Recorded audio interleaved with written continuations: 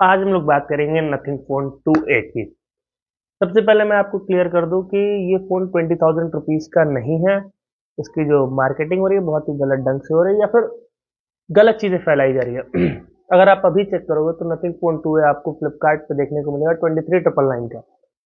अब अगर आप बैंक ऑफर लगा दोगे तो 2,000 रुपीज़ कम हो जाएंगे, लेकिन 20,000 का अभी भी नहीं मिल रहा है। जब आप एक्सचेंज करोगे ना पुराने फ़ोन को, तब जाकर के 20,000 रुपीज़ का मिलेगा। तो मैं एक नॉर्मल बायर की तरह बताऊं तो अगर आप मान लो बैंक ऑफर भी लगा दिए, 2,000 रुपये कम हो गए, लेकिन आप इसका चार्जर खरीदोगे, इसका चार्जर आपको 2,500 रुपीज़ का मिलेगा, मतलब कि 2,499 का मिलेगा। तो ओवरऑल इसकी प्राइस होती है 24,498 रुपीज़। इसको ना भाई 24,500 कहते हैं। अब इस फोन को 24,500 रुपीज़ के हिसाब से जज करेंगे, 20,000 रुपीज़ के हिसाब से नहीं। 20,000 रुपीज़ के हिसाब से तो ये बेस्ट फोन हो गया, क्योंकि सॉफ्टवेयर एक्सपीरियंस भी सही है, परफॉर्मेंस भी डिसेंट है, दिखने में भी अच्छा है।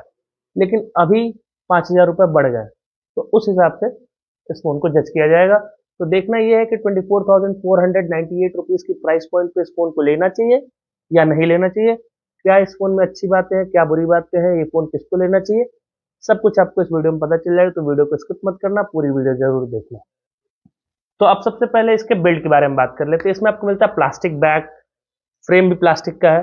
तो देखो प्लास्टिक बिल्ड है, और जो इसका बैक है वो शाइनी है, तो उसके उंगलियों के निशान आएंगे। तो आप सोचोगे भाई मैं तो कवर लगा लूंगा, कवर लगा लोगे तो फोन के जो लुक्स है वही खत्म हो गए, मजा नहीं आएगा। और अगर आप कवर नहीं लगाओगे तो फिर पोछते बैठो फोन को। ये तो चलो बाकी फोन के साथ दिक्कत है जिनका शाइनी बैक है। अब हम लोग इसके डिस्प्ले के बारे में बात कर लेते हैं। इसमें आपको 6.7 इंच का एक 10 बिट वाला एमोलेड डिस्प्ले देखने को मिलता है। इसमें 10 बिट पैनल है, इसका मतलब ये है कि आप इससे 1.07 बिलियन कलर्स देख पाओगे। इसकी रिफ्रेश रेट 120 हर्ट्ज का है। ये अडेप्टिव रिफ्रेश रेट के साथ आता है। इससे क्या होगा कि जो इसका रिफ्रेश रेट है वो 30 हर्ट्ज से लेकर 120 हर्ट्ज तक शिफ्ट होता है। वो भी ऐसे 30 से 60, 60 से 90, 90 से 120, इसी के बीच में फ्लक्चुएट करेगा इसका रिफ्रेश रेट। इसमें 2160 हर्ट्ज की PWM डिमिंग देखने को मिलती है। इसका मतलब ये है कि ऑटोमेटिक ब्राइटनेस में अगर इसकी ब्राइटनेस कम होती है या ज़्यादा होती है तो जो डिस्प्ले होगी वो फ्लिकर नहीं करेगी, आपकी आंखों में इरिटेशन नहीं होगा। इसमें 1300 निट्स की पीक ब्राइटनेस देखने को मिलता है।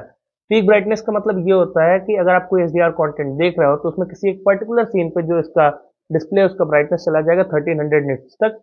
वैसे आप मैनुअली इसकी ब्राइटनेस को 1100 निट्स तक ले जा पाओगे, जो कि अच्छी बात है। अगर मान लो बहुत ज़्यादा हार्श लाइटिंग कंडीशन है तो वहां पे इसकी डिस्प्ले आराम से विजिबल रहेगी, इसके कंटेंट आप आराम से देख पाओगे, कोई दिक्कत आपको नहीं आएगी।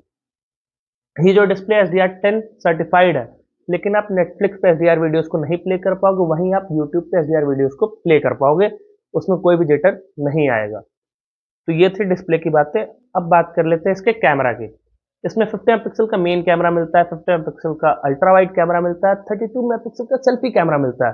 अब देखो यार 24,500 या फिर छोड़ो अंडर 30,000 रुपीज में कोई भी ऐसा फोन नहीं है जिसके कैमरा के नंबर्स इतने अच्छे हो। कैमरा के नंबर्स अच्छे हैं, अगर उतना ही अच्छा इसका फोटो हो तब तो क्या ही बात होगी। लेकिन फोटोज इसकी डिसेंट है। मेन कैमरा से आप डे टाइम में अच्छी फोटोज आ जाएंगी, नाइट टाइम में भी आप अच्छी फोटोज ले पाओगे। फोटोज में शेकीनेस नहीं रहती क्योंकि OIS है।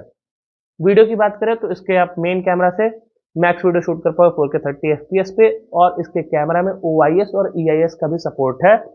और वहीं शायद 1080p 60 FPS वीडियो शूट करोगे तो वहाँ पे OIS और EIS दोनों ही काम करेगा, तो वो वाली जो फुटेज होगी ना एकदम स्टेबल ही रिकॉर्ड होगी। और 50 मेगापिक्सल का अल्ट्रा वाइड कैमरा है, उससे भी अच्छी फोटोज आ जाएंगी। और वो जो 8 मेगापिक्सल का अल्ट्रा वाइड कैमरा होता है ना, उसके कंपैरिजन में तो सही में अच्छी फोटोज आएंगी, डिटेल ज़्यादा रहेगा। और हाँ, इन फोटोज में ना मतलब कि जो अल्ट्रा वाइड की जो फोटोज है उसमें कॉन्ट्रास्ट ज़्यादा है, तो जो फोटोज होंगी वो थोड़ी पंची लगेंगी। जैसे बैकग्राउंड में ब्लू कलर है तो वो ज़्यादा ही ब्लू दिखेगा, मतलब समझो बात को, या फिर ग्रीन थोड़ा और पॉप होकर के दिखेगा। इसके अलावा फोटोज सही रहेंगी, इंस्टा रेडी फोटोज होती हैं वो। और फ्रंट कैमरा 32 मेगापिक्सल का है, तो उससे भी सही फोटोज आ जाती हैं, डिटेल्स अच्छी खासी रहेंगी। हार्श लाइटिंग कंडीशन में फोटोज गड़बड़ हो जाती है, इसके अलावा फोटोज ठीक है। और इससे आप मैक्स वीडियो शूट कर पाओगे 1080p 60 FPS पे। अब बात कर लेते हैं उस पार्ट की जो मुझे बुरा लगता है, इसका परफॉर्मेंस पार्ट। इसमें आपको मीडियाटेक डिमेंसिटी 7200 प्रो देखने को मिलता है। अब प्रो तो ऐसी कोई चिप मीडियाटेक ने बनाई ही नहीं, मीडियाटेक ने बनाया मीडियाटेक डिमेंसिटी 7200। तो भाई नथिंग ने इनके साथ कुछ काम किया, इस चिप में कुछ कस्टमाइजेशन किया अपने फ़ोन के लिए, पर्टिकुलरली इसी फ़ोन के लिए।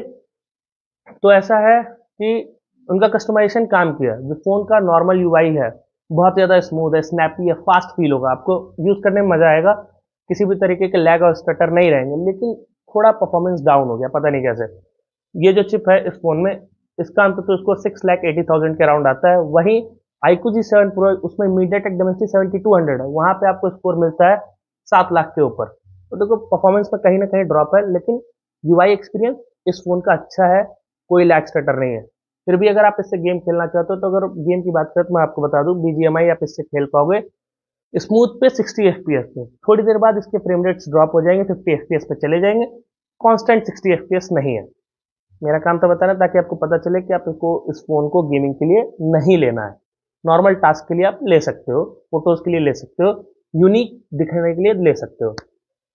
अब रैम और स्टोरेज की बात कर लेते हैं। इसमें आपको LPDDR4X रैम, UFS 2.2 स्टोरेज मिलता है। देखो रैम तो फिर भी ठीक है, काम चल जाएगा, लेकिन UFS 2.2 स्टोरेज ऐसे यूज़ करने के लिए सही है। इनका UI अच्छा है तो आपका ऐप ओपनिंग क्लोजिंग फास्ट ही होगा। लेकिन जो कंपटीशन है इस प्राइस पॉइंट पे, जितने ही फोन अभी तक निकले हैं ना, देख लो उसमें UFS 3.1 स्टोरेज है यार। अब UFS 3.1 आपके लावा तक में है, लावा कर्व वो 17,000 का फोन है, तो उस हिसाब से नथिंग को भी UFS 3.1 स्टोरेज देना चाहिए था। अगर वो देते तो ज़्यादा अच्छा होता, तब तो मैं इस फ़ोन को डेफिनेटली परफॉर्मेंस के लिए भी रिकमेंड कर देता।